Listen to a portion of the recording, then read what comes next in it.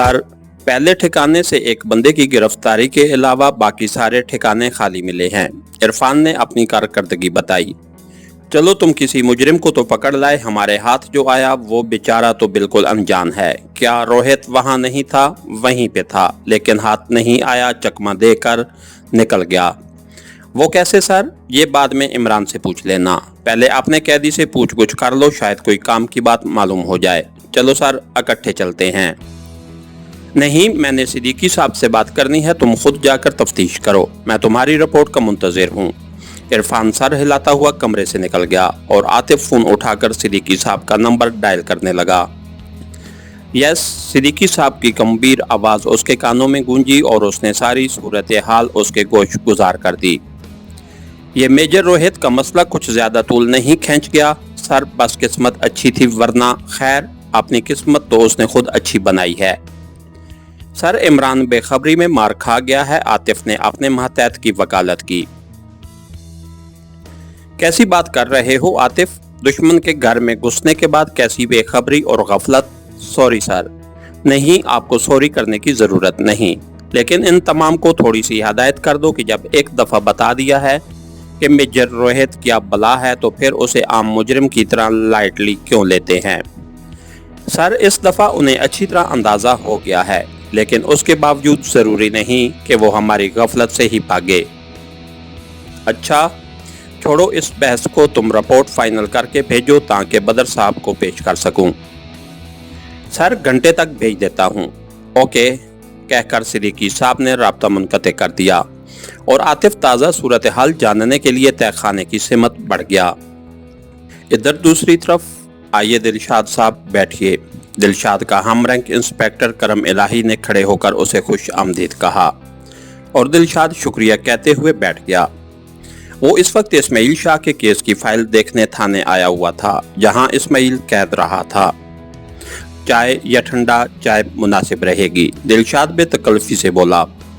करम इलाही चाय का आर्डर देकर उसकी तरफ मुतवज्जे हो गया। सर, कैसे तशरीफ आवरी हुई? एक बंदे के मुतल्लिक मालूमात चाहिए थी। आप ये बताइए कि आप यहाँ कब से तैनात हैं? 6 माह होने को हैं। आपसे पहले यहाँ कौन था? इंस्पेक्टर हुक्मदाद। अच्छा सर, इस्माइल शाह नाम का एक शख्स कोई 2-2.25 साल पहले यहाँ हवालात से फरार हुआ है। उसकी केस फाइल ज़रा निकलवा लें। इंस्पेक्टर करम ने सर हिलाते हुए इंटरकॉम उठाया और इस्माइल शाह की फाइल लाने का हुक्म देने लगा। उसी दौरान चाय आ गई। वो बमुश्किल चाय पीकर फारिग हुए थे कि एक पुलिस वाला इजाज़त लेके अंदर दाखिल हुआ और हाथ में पकड़ी फाइल मुअद्दबाना अंदाज में इंस्पेक्टर करम इलाही के सामने रख दी। ये ले सर। फाइल के टाइटल पे सरसरी सी निगाह डाल के उसने फाइल इंस्पेक्टर दिलशाद की सिमत बढ़ा दी। इस्माइल शाह की तस्वीर देख के दिलशाद को फाजिल खान की सारी बातें झूठी महसूस हुईं, लेकिन फाइल में लिखी तफसीलात फाजिल खान के बयान की तायद कर रही थीं। दिलशाद अमीन को महसूस हुआ जैसे इस्माइल शाह को इस सारे मामले में फंसा गया हो, मगर इस बात का सबूत उसके पास नहीं था। इस सारे मामले की छानबीन भी बहुत मुश्किल थी कि असल किरदार मंजर से आउट था। क्या ये फाइल मैं चंद दिनों के लिए अपने पास रख सकता हूँ? असल में ये किरदार फिर सामने आ गया है, तो मैं चाहता हूँ ज़रा उसके पिछले केस की स्टडी कर लूँ। सर प्लीज़, इस बारे आपको मेरी इजाज़त की ज़रूरत नहीं है। थैंक्स इंस्पेक्टर साहब, अब इजाज़त चाहूँगा। सर, अगर हमारे लायक कोई और खिदमत हो तो ज़रूर मौका दीजिएगा। इंस्पेक्टर करम इलाही उसके हमरा खड़ा होते हुए बोला और इंस्पेक्टर दिलशाद एक मर्तबा फिर उसका शुक्रिया अदा करते हुए थाने से बाहर निकल आया। थोड़ी देर बाद उसकी कार इस्माइल शाह के महल्ले की तरफ उड़ी जा रही थी। वही ऐसी जगह थी जहां से इस्माइल शाह के मुतल्लिक कुछ मालूमात मिल सकती थीं। इधर इस्माइल शाह के दिमाग में एके की बातें गूंज रही थीं। रहमदिली और इखलाक, ये ऐसी 2 बीमारियां हैं जो तुम्हें किसी काम के काबिल नहीं छोड़ेंगी। याद रखो, हमेशा दिमाग का फैसला मानना अपने मकसद के हसूल के लिए हो सकता है। तुम्हें ऐसे काम भी करने पड़े जिनकी बज़ाहिर नज़र तुम्हारा मज़हब इजाज़त ना देता हो। तुम्हारा मज़हब मैंने इसलिए कहा कि मज़हब हर आदमी का ज़ाती मामला होता है। تو ایسے کاموں کو مذہب کے کہنے پہ ترک نہ کرنا۔ آپ یہ نہ سمجھنا کہ میں مذہب کی مخالفت کر رہا ہوں، میرا مقصد آپ لوگوں کو یہ باور کرانا ہے کہ جب آپ کے باپ کا قاتل آپ کے سامنے کھڑا ہو تو اس وقت مذہب سے نہ پوچھو کہ اس کے ساتھ کیا سلوک کیا جائے۔ مذہب کا کام صرف عبادات کے متعلق بتانا ہے، یہ آپ کا اور اس کا معاملہ ہے۔ اس نے اپنی باری پہ من مانی کی، اب تمہاری باری ہے، تم بھی من مانی کرو تاکہ بدلہ پورا ہو سکے۔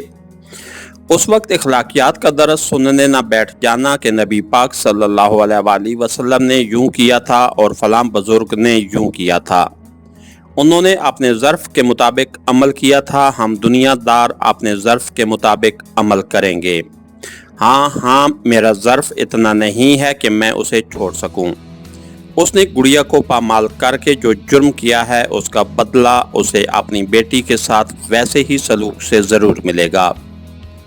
اس نے شراب کی بوتل منہ سے لگا لی، چند بڑے بڑے گھونٹ لے کر اس نے موبائل نکالا اور فاضل کا نمبر ڈائل کرنے لگا۔ پہلی ہی گھنٹی پہ کال ریسیو کر لی گئی۔ سیٹھ کیسا ہے رے؟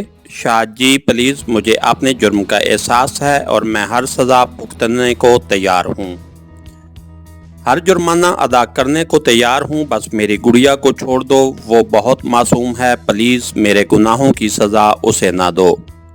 یاد ہے سیٹھ، یہی بات کبھی میں نے بھی کہی تھی کہ جو کہنا ہے مجھے کہو، میری بہن بالکل بے قصور ہے۔ تو کیا آپ میری غلطی دہرا کر یہ دشمنی جاری رکھیں گے؟ مجبوری ہے سیٹھ، تو نے میری آنکھوں کے سامنے گڑیا کو پامال کیا تھا اور پھر اسی پہ اکتفا نہیں کیا، آپ نے کتوں کو بھی اس درندگی کی دعوت دی تھی، یاد ہے نا؟ شاہ جی میں تیری بہن کو تو واپس نہیں لا سکتا، البتہ اس کے بدلے تو جو جرمانہ چاہے مجھ سے لے سکتا ہے۔ میں تم پہ لگے سارے الزامات بھی ختم کرا دوں گا، تجھے اتنی رقم دوں گا کہ بقایا زندگی آرام سے بتا سکو۔ ہاں اسماعیل کے ہونٹوں سے ہذیانی کہکا ابلا۔ سیٹھ لطیفے نہ سنا، مجھے آرام سے زندگی گزارنے کی کوئی ضرورت نہیں، مجھے اپنی بے چین روح کو تسکین دینی ہے اور وہ پتہ ہے کیسے ملے گی، ہنا فاضل علی خان کے جوان اور خوبصورت بدن کو آغوش میں لینے کے بعد ملے گی۔ بکواس مت کرو خنزیر، میں تیری بوٹیاں کتوں کو کھلا دوں گا۔ اگر میری گڑیا کو کچھ ہوا تو یاد رکھنا تجھے زمین کا کوئی کونا پناہ نہیں دے گا۔ ہاں اسماعیل جنونی انداز میں ہنستا ہوا اس کمرے کی طرف بڑھ گیا جس میں ہنا قید تھی۔ سیٹھ مجھے افسوس تو بہت ہے کہ میں یہ منظر تجھے دکھا نہیں سکوں گا، البتہ سنوا سکتا ہوں۔ خیر کوئی بات نہیں، سننے سے بھی تمہاری تشفی ہو جائے گی۔ ویسے ایک بات ہے، ہنا کی آواز جتنی بھی سریلی سہی، چیخیں بہرحال بے سری ہی مارے گی۔ فاضل علی خان کے منہ سے مغالطات کا طوفان ابل پڑا تھا، مگر اس کا جواب اسماعیل نے کہکوں سے دیا۔ وہ جیسے ہی کمرے میں داخل ہوا، ہنا چونک کر اٹھ بیٹھی۔ سیٹھ بڑی خوبصورت ہے رے تیری بیٹی، خدا قسم آج تک ایسا مال نظر سے نہیں گزرا۔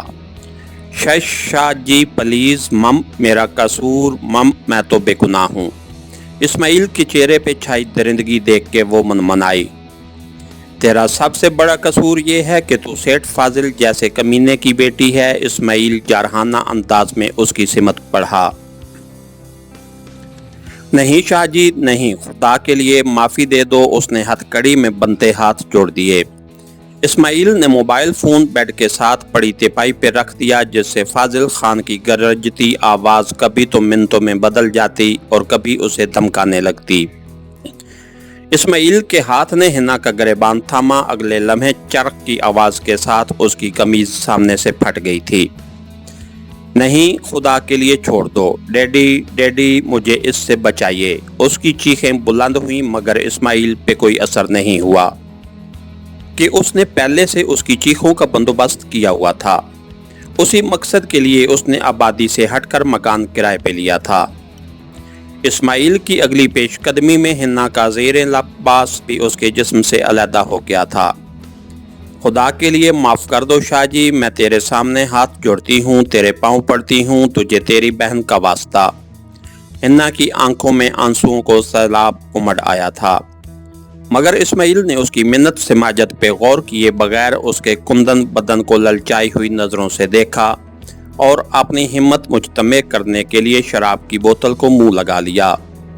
वो नहीं चाहता था कि उसकी चीखों पुकार और मिन्नतों समाजत उसके इरादों को महमीज कर सके। इसके साथ ही हमारी आज के एपिसोड का इख्तिताम हुआ। कहानीकार चैनल को लाइक कीजिए, सब्सक्राइब कीजिए और बेल आइकन को प्रेस कर दीजिए ताकि हर आने वाली नई वीडियो आप तक बर वक्त पहुंच सके। शुक्रिया।